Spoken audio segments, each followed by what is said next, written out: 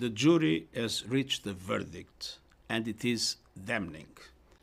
This report of the Intergovernmental Panel on Climate Change is a litany of broken climate promises. It is a file of shame, cataloguing the empty pledges that put us firmly on track towards an unlivable world. We are on a fast track to climate disaster. Major cities underwater, unprecedented heat waves, terrifying storms, widespread water shortages, the extinction of 1 million species of plants and animals. And this is not fiction or exaggeration.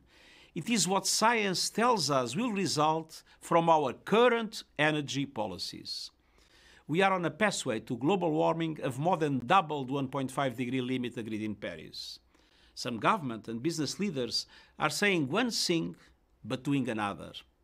Simply put, they are lying. And the results will be catastrophic. This is a climate emergency.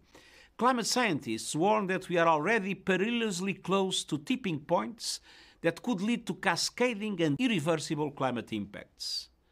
But high-emitting governments and corporations are not just turning a blind eye. They are adding fuel to the flames.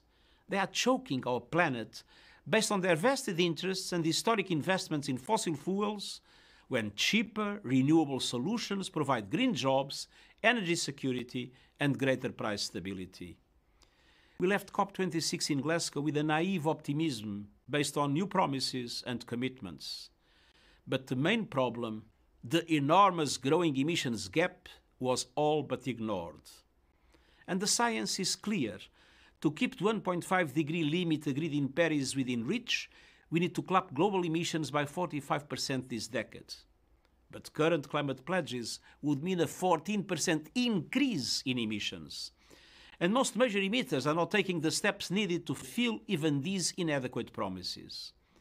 Climate activists are sometimes depicted as dangerous radicals. But the truly dangerous radicals are the countries that are increasing the production of fossil fuels. Investing in new fossil fuel infrastructure is moral and economic madness. Such investments will soon be stranded assets, a blot on the landscape and a blight on investment portfolios. But it doesn't have to be this way. Today's report is focused on mitigation, cutting emissions. It sets out viable, financially sound options in every sector that can keep the possibility of limiting warming to 1.5 degrees alive. First and foremost, we must triple the speed of the shift to renewable energy. And that means moving investments and subsidies from fossil fuels to renewables now. In most cases, renewables are already far cheaper. It means governments ending the funding of coal, not just abroad, but at home. And it means climate coalitions made up of developed countries, multilateral development banks, private financial institutions, and corporations with adequate technologies supporting major emerging economies in making this shift. It means protecting forests and ecosystems as powerful climate solutions. It means rapid progress in reducing methane emissions. And it means implementing the pledges made in Paris and Glasgow. Leaders must lead. But all of us can do our part. We owe a debt to young people, civil society, and indigenous communities for sounding the alarm and holding leaders accountable. We need to build on their work to create a grassroots movement that cannot be ignored. If you live in a big city, a rural area, or small island state, if you invest in the stock market, if you care about justice and our children's future, I am appealing directly to you.